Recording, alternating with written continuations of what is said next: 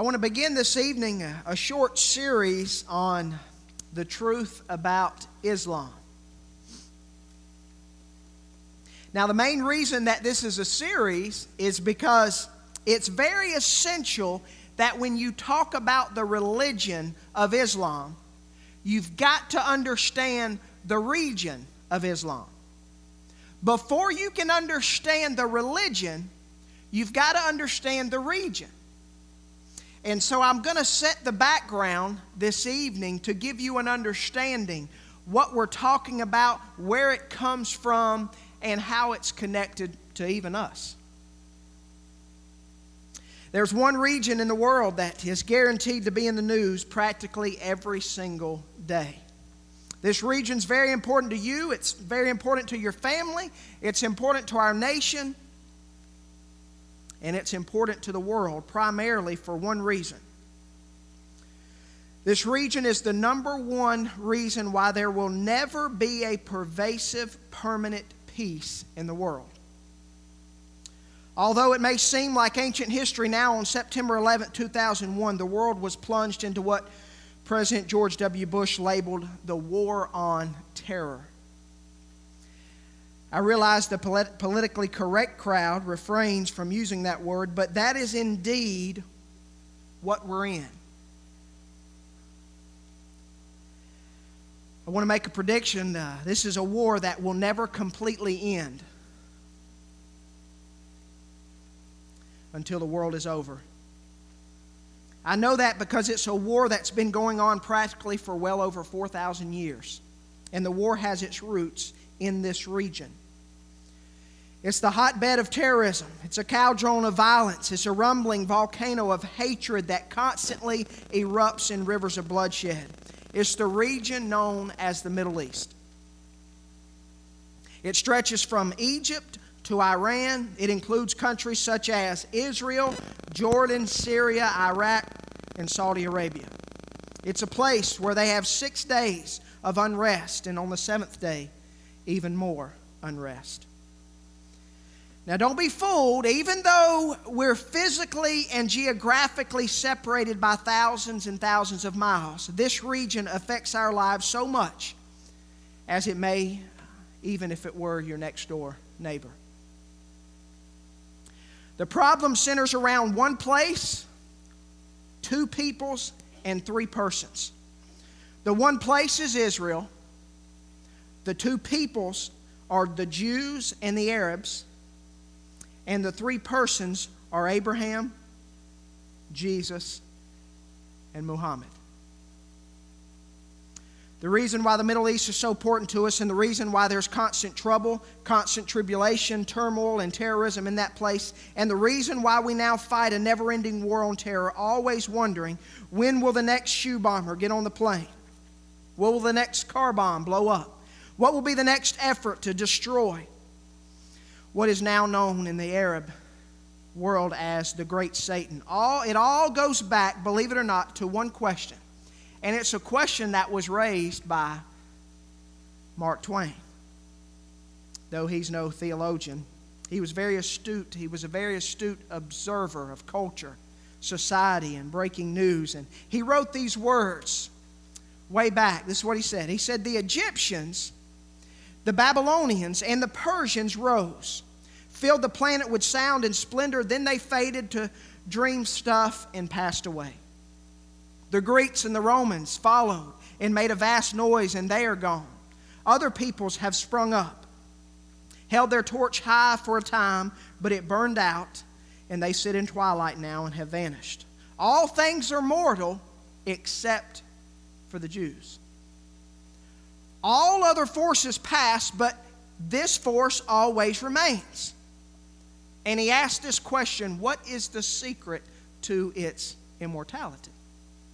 Trust me, church, when I say America will go down. No nation is promised to be protected except Israel. That's it. Every other power has come and gone, and America will come and go. I say this respectively, but Mark Twain asked the true Jewish question. What is the secret of the immortality of the Jew? A nation and a people that is at the center of the entire New Testament is basically in every book. A nation and a people that history has thought has gone forever. And now the third greatest military on earth and the only democracy in the Middle East. That fact alone leads me to share with you three things that the Middle East should teach us about God, about us, and how this region fits into the future of this planet. When you study the past, the present, and the future, this region, the news is actually not all that discouraging. A lot of it is quite encouraging. Few things that we learn from this region. The Middle East tells us some things. Number one is this. There is a destined plan. If you want to turn with me, I'm going to be in the Genesis chapter 12 for a few moments. There is a destined plan. We have to go back over 4,000 years ago, roughly to the year 2000 BC. The flood has come and gone. The Tower of Babel has been built and destroyed. And all of a sudden, in the biblical narrative, we read these words in Genesis 12, verses 1 through 3. Now listen to me. If you have trouble reading and following, just forget about turning and stay with me, okay? So we can get all, we can, so you can make sure you can grasp this stuff early. Verses 1 through 3, this is what it says of Genesis 12. It says, "The Lord has said to Abram, leave your country, your people and your father's household, and go to the land I will show you. I will make you into a great nation, and I will bless you. I will make your name great, and you'll be a blessing. I will bless those who bless you, and whoever curses you, I will curse. And all the peoples on earth will be blessed through you." God chooses a man by the name of Abraham. Now, I'm going to use the name Abraham. Of course, if you look for earlier on, his original name was Abram. God changed it to Abraham. And so, for confusion's sake, I'm just going to say Abraham every time I relate to him.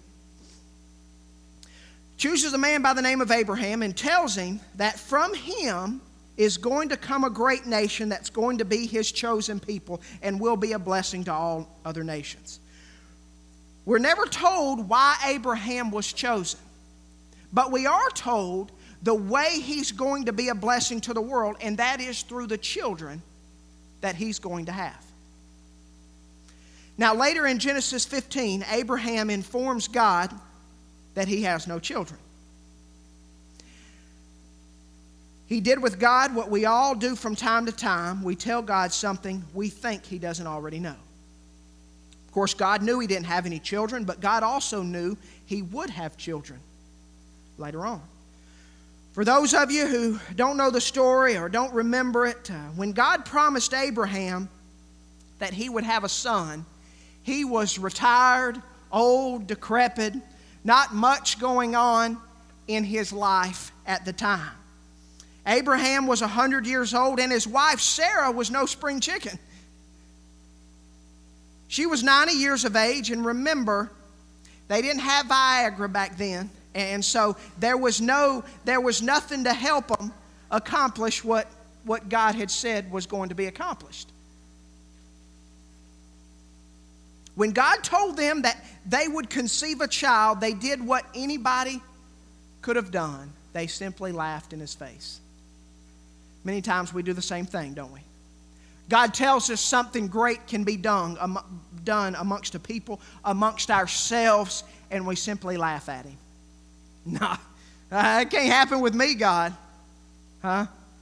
I'm sure way back I can see people laughing about some of the visions that Brother Robert and some of the men had for Bethlehem. No, not out there in the middle of nowhere. That stuff can't happen.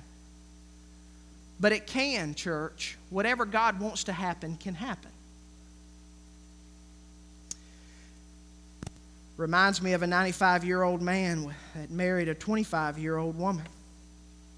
When they got home from the wedding, the young bride looked at her old husband and said, "Would you like to go upstairs and recapture your youth?" He looked at her and smiled, and he said, "I can't do either one."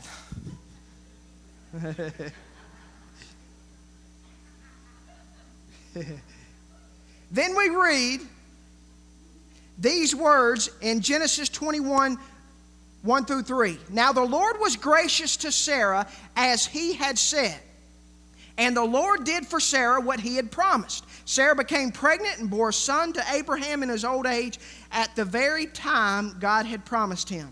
Abraham gave the name Isaac to the son Sarah bore him.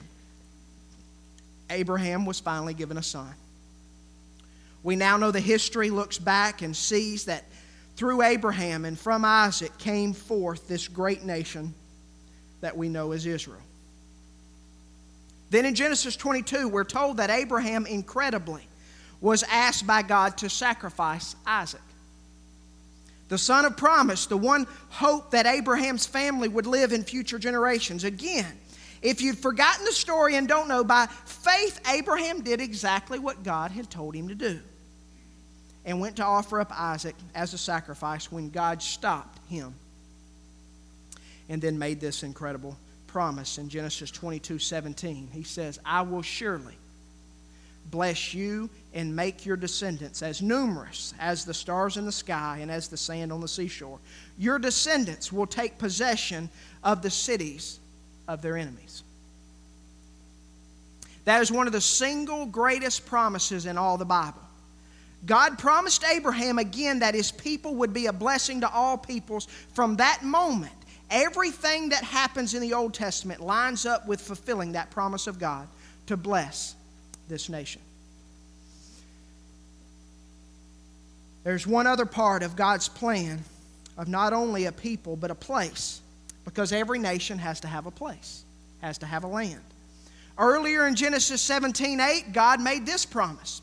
The whole land of Canaan, where you are now an alien, I will give as an everlasting possession to you and your descendants after you, and I will be their God.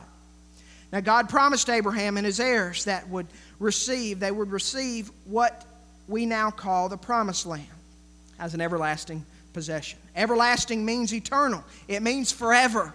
It means always, doesn't it, church? Every piece of land that God ordained for Israel to have, we don't need to touch it. We don't need to mess with it.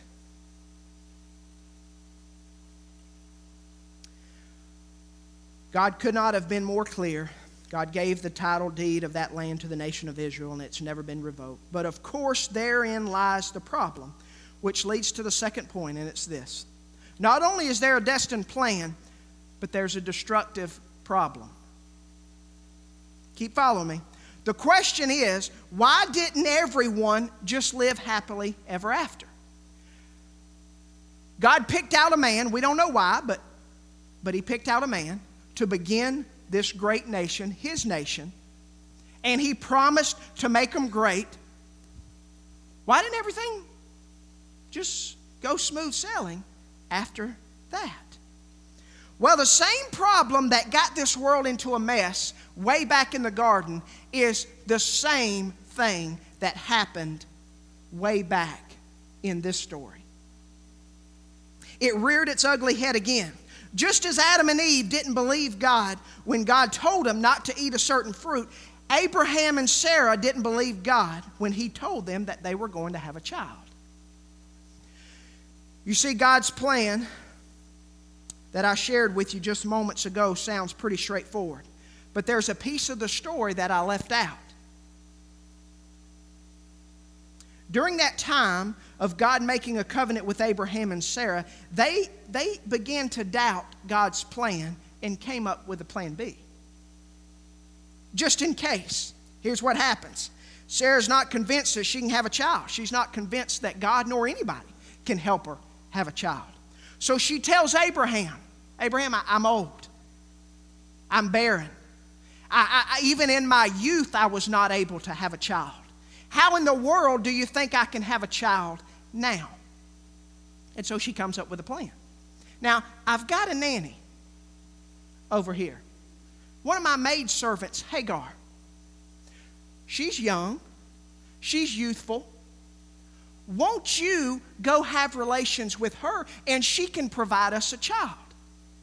Now Abraham, being the obedient husband that he is, he says, sounds like a good plan to me. And he obeys his wife. In church,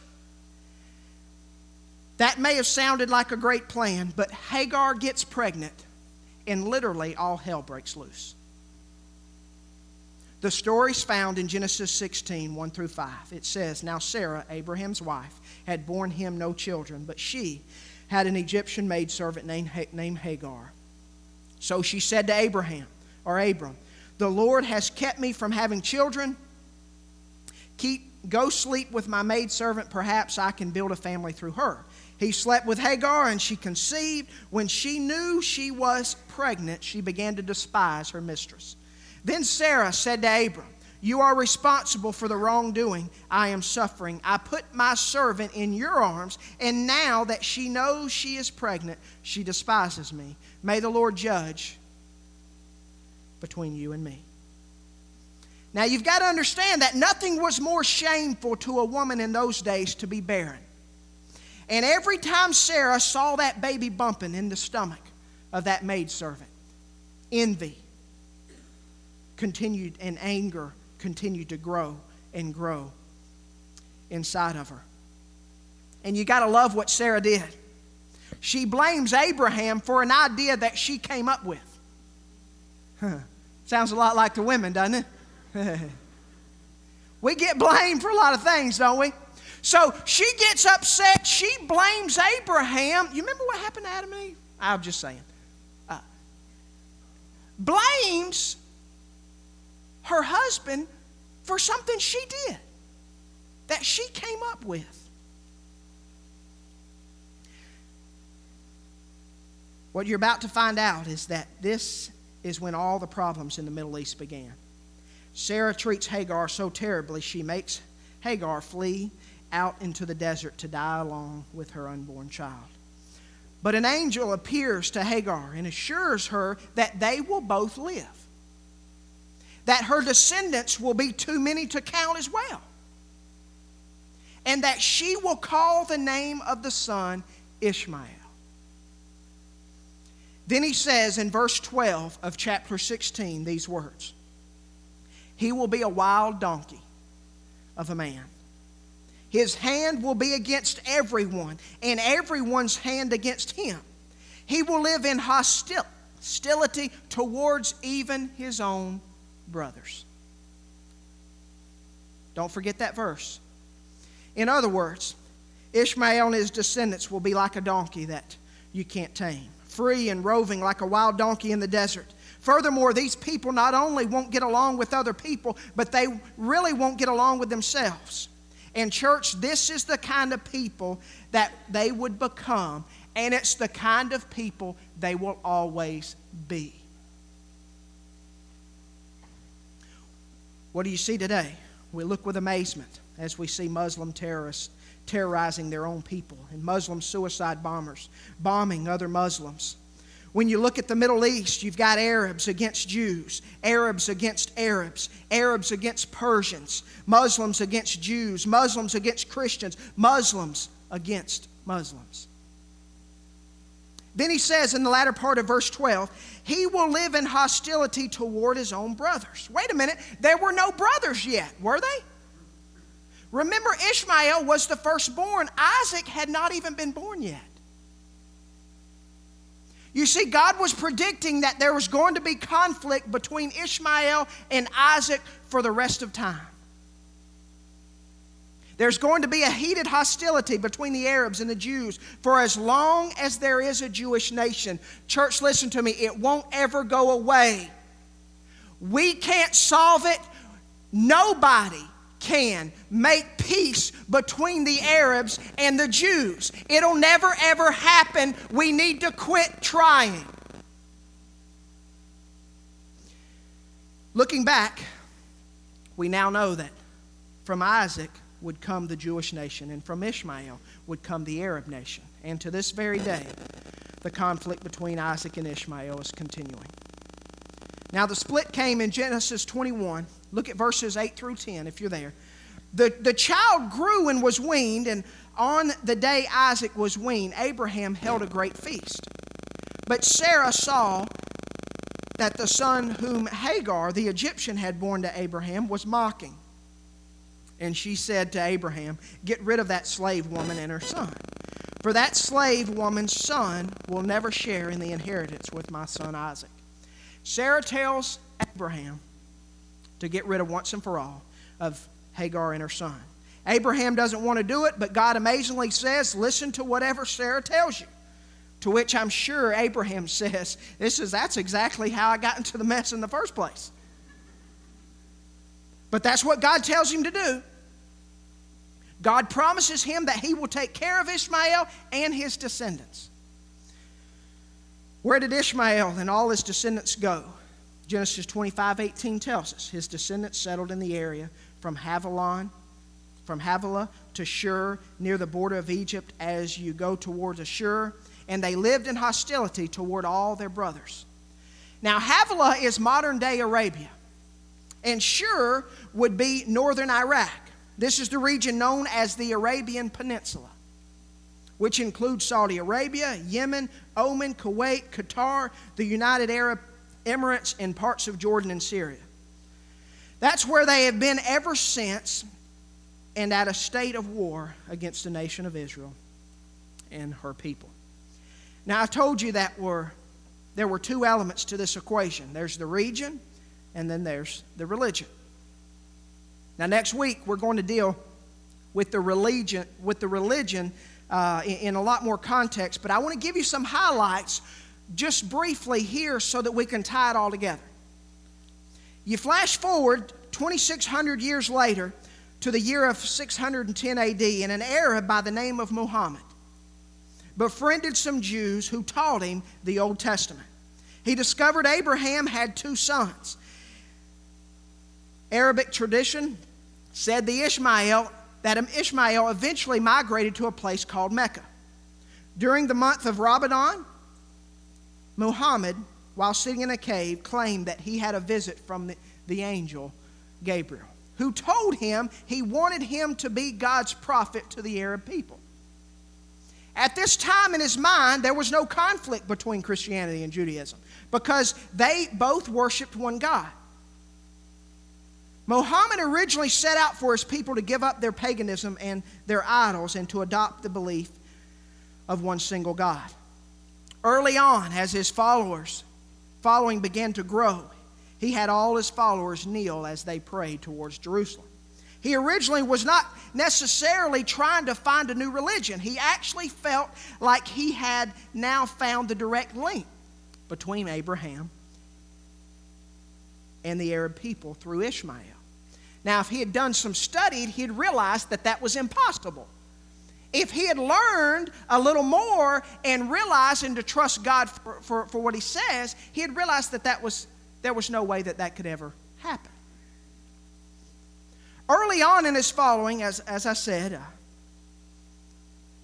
they prayed towards Jerusalem. He originally wasn't set out to find a new religion, but there was really only one religion and one true God. But the problem comes in how he claimed to get to know God.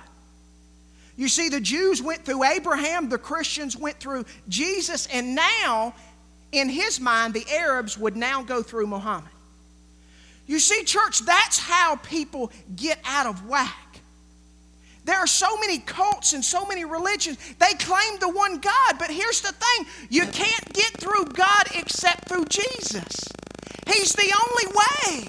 And when you try to get to him through anybody else, you've missed the boat.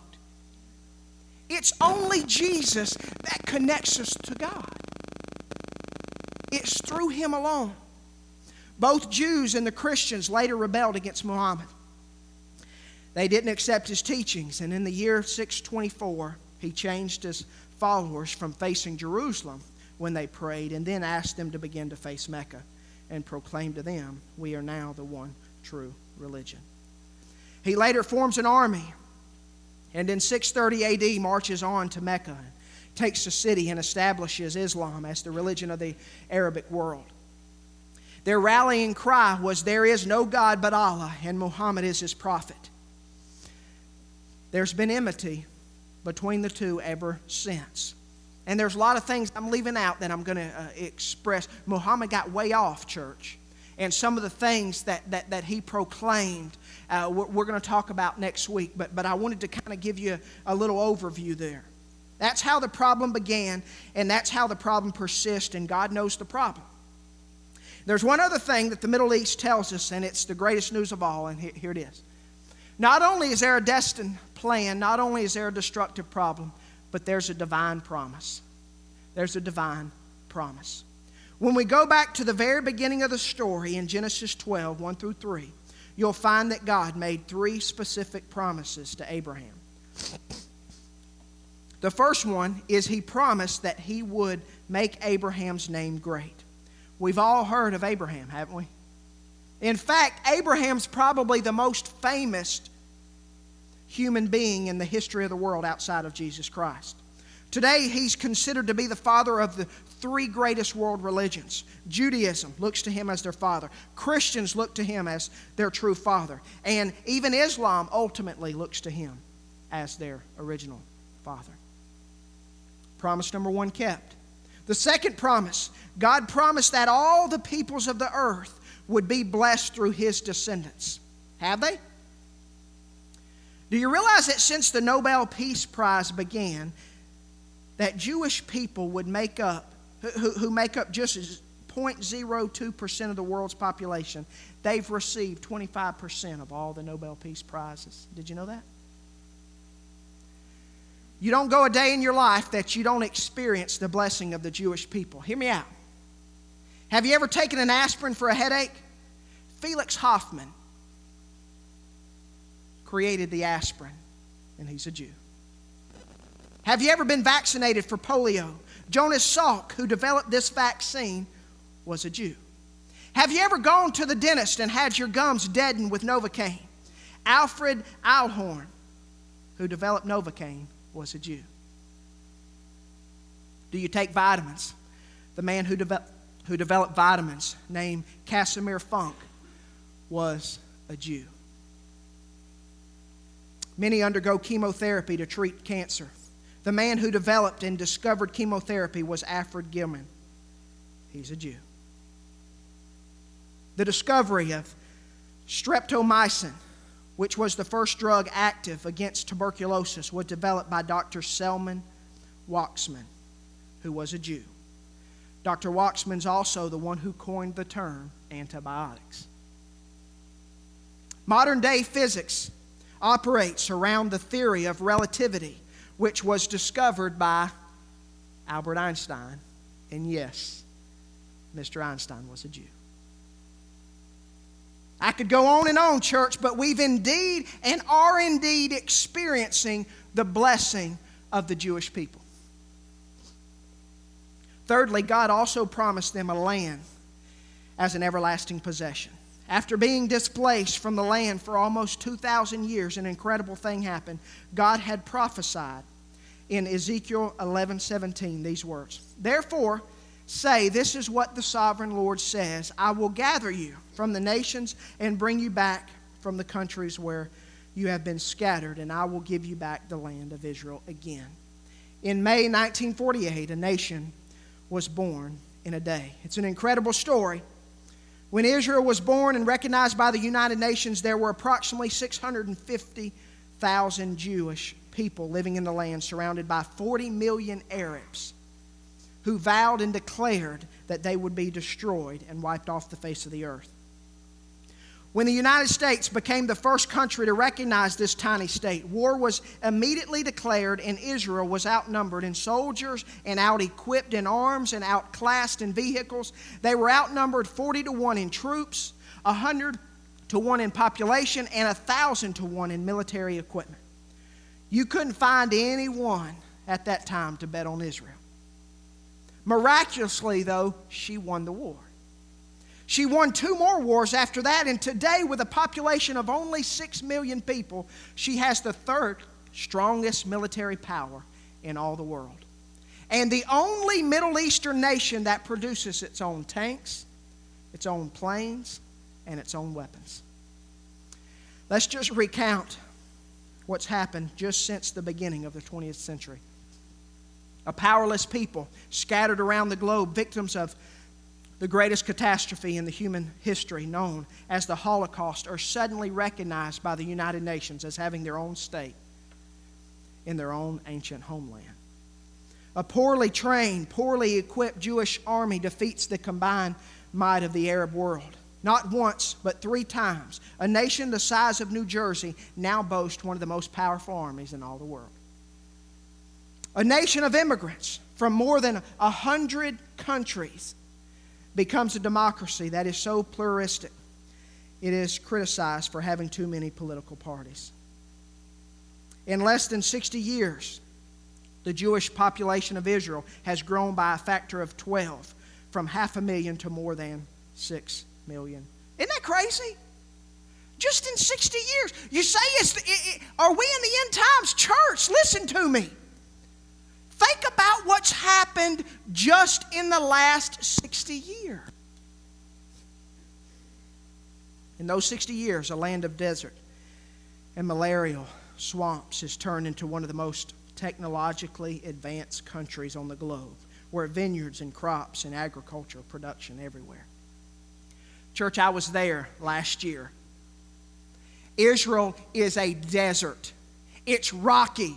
It's sand everywhere. And in the middle of these deserts, in the middle of these flat, rocky plains where nothing could grow in our area, you see miles and miles and miles of vegetables. And some of the greenest, not some of, the greenest farmland that you'll see in all the world. This land that is a desert wasteland has developed the most fertile soil in all the world. How does that happen? Because God said it was going to happen. God said it was going to happen, and it did.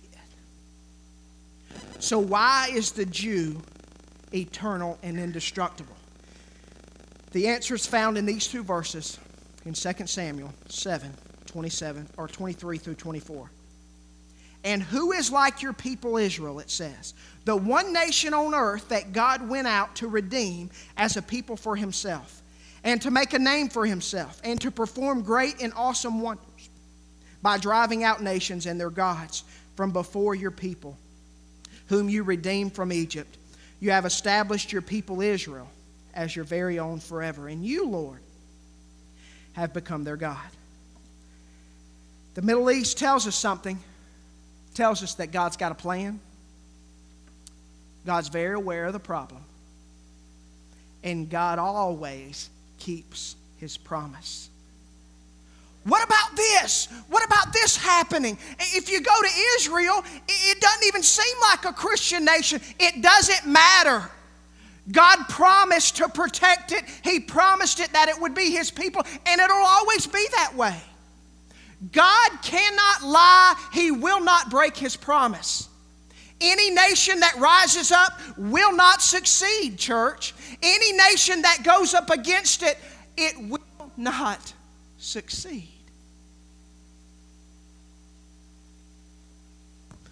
All of history is moving toward that time when one day the King of the Jews, the Jewish Messiah, the Savior of the world, the Lord of the universe, will fulfill that promise and be their king, their ultimate king forever. And the war of terror will only be over when that time comes.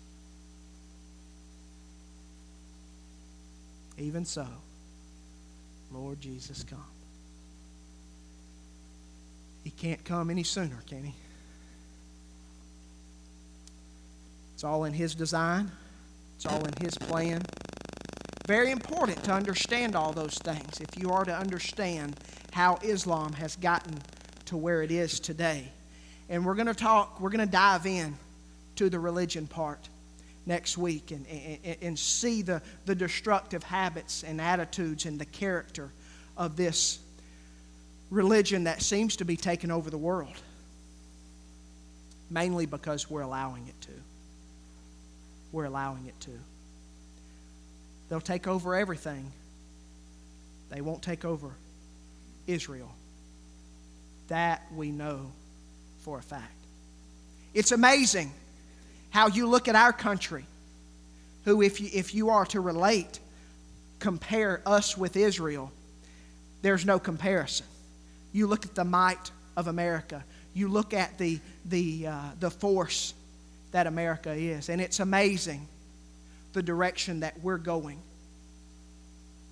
and will continue to go when we seem to have so much more.